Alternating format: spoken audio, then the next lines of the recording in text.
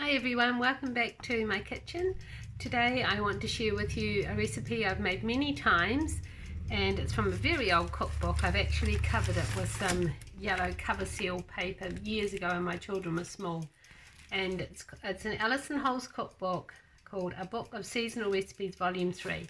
Now when my children were small, I found these particular books very good because the recipes were very simple. They didn't require fancy ingredients, and all the food was easy to cook and delicious. So I hope you'll enjoy this. It's called a spiced apple cake. It has a crumb topping, and I'm going to take you along with me today while I make it. Here we go.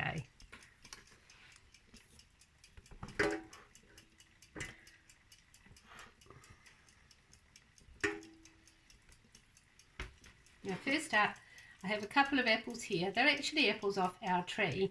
They're Sturma apples, or one, I think this one's a Granny Smith and this is the Sturma.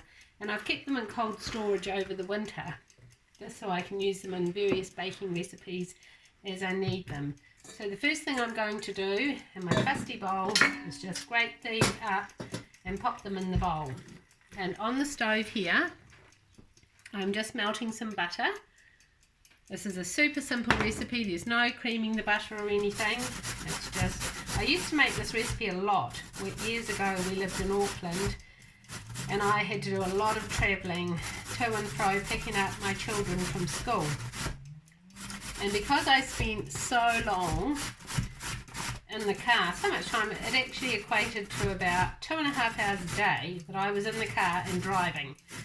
So whenever I managed to be home, even if I only had an hour and a half until I had to get back in the car and be on the road again, I had to have recipes that I was able to make quickly, that have enough time to make it, enough time to bake it, and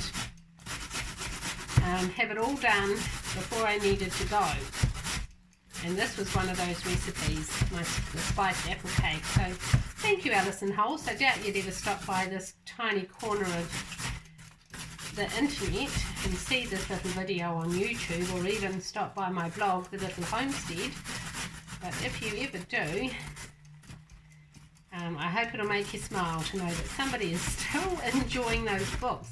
And whenever I'm out and about, if my husband and I are travelling around, and we love to go to second-hand bookshops and just buy out old books, and if I ever see Alison Halls books, I just think they're such a treasure, especially those old ones which have got hand-drawn illustrations. There's no colour pictures, it's all very simple, and I think that's what made the books relatively cheap to buy. I think I've only ever had one that my husband possibly bought it for me for a birthday or for Christmas. Alright, there we are, finally through that huge apple. Alright, just going to pop that, there we are, makes a lot of grated apple, there into my bowl. Okay, alright, so we've got our grated apple. I can hear that butter sizzling away on the stove, so I better quickly get that off. Pop it over there. In another tiny little fry pan, I have melted 25 grams of butter, which I think in America is probably like half a stick. Okay, so now to this flour, to this grated apple, I'm going to add my melted butter, and it goes.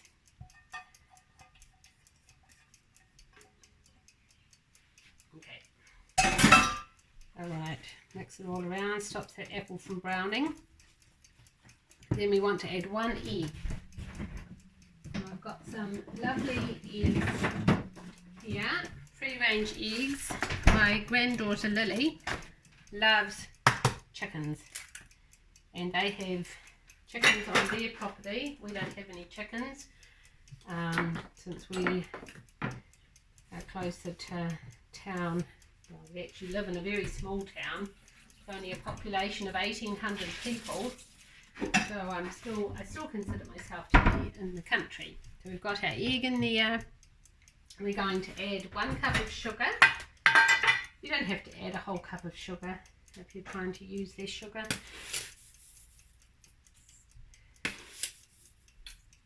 There we are. That's about 3/4. So we've got our butter, our apples, our sugar, our egg. Then we're going to add 1.5 cups of flour.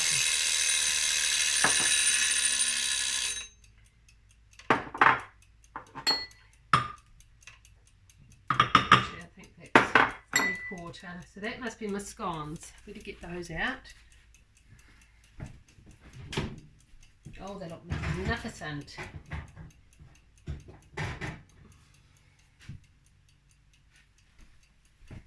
These are the scones that I made earlier. I'm just going to pop those scones out of the way and put them on a folding rack over on my table.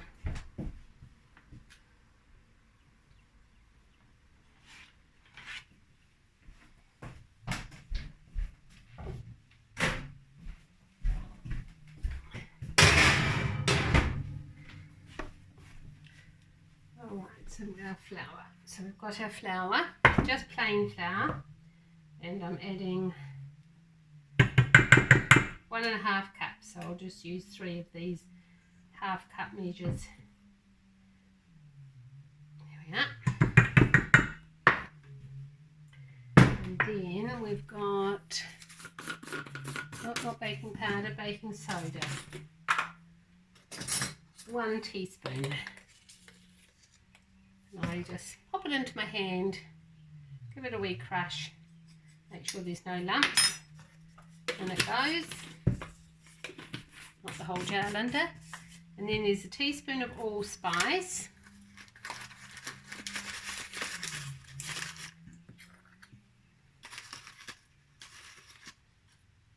I don't use a whole teaspoon of allspice because it's not my favourite spice. I prefer cinnamon. So I've got, how much cinnamon? 2 teaspoons of cinnamon, and I'm quite generous with my cinnamon. We're going to need a little bit of that for the crumb top as well. And then there's a teaspoon of salt. I use pink Himalayan salt. Now we're going to mix all that together. It doesn't have any milk. So just mixing it gently. You probably think it doesn't look like I'm mixing it gently, but I am trying to. And if it looks a little bit stiff, you can add a tiny bit of water to it. Now these recipes that I'm going to share on my Little Homestead channel are very simple recipes. It's like if you want to just save a bit of money, or you'd like to get back to basic cookings and cook things from scratch, then this is, I've got this tin here, the perfect channel for you. So it's just a round tin, another one I got at a second-hand store. They're good and sturdy, these older tins. I've lined it with some baking paper, and I'm pouring the mixture into the tin. I love this cake, it's always very moist. I think it's this is a style of cake, I think it's called like a coffee cake. I've seen it in American recipes that I've read, and I think, oh, that just sounds like my apple crumb top cake. That's what I call it these days. It's actually called spiced apple cake, but I call it apple crumb top cake. So then in this little bowl, I'm going to put the melted butter, half a cup of rolled oats. Got my rolled oats here. So in we go, just a half a cup. A little bit less, Linda. Half a cup of rolled oats. And then to that,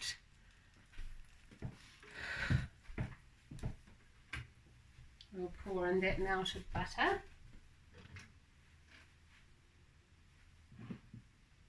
Just about tipped it all over the cake. And then we have some brown sugar, and we need 1/4 cup of brown sugar. Actually, I'll just use that little measuring cup. And I'm just going to fill the 1/2 cup just halfway. There we are, tip that all in. And then it's another teaspoon of cinnamon. The cinnamon is actually very good for you. So this cake's got a lot of good things in it. A lot of using up apples from our orchard. It makes a fairly good size cake. Wonderful in the lunch boxes. There's no sticky icing to worry about. And then I just sprinkle all that over the top of the cake.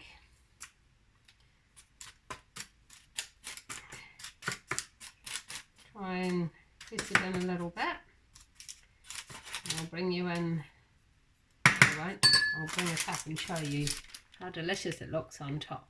Now I'm just going to pop that in the oven, the 180 degrees oven. It says 40 to 45 minutes. I'm sure mine normally cooks in about 35 minutes. So I normally like to set my timer for 35 minutes. Just pop it in rather than have it get burnt or dried out.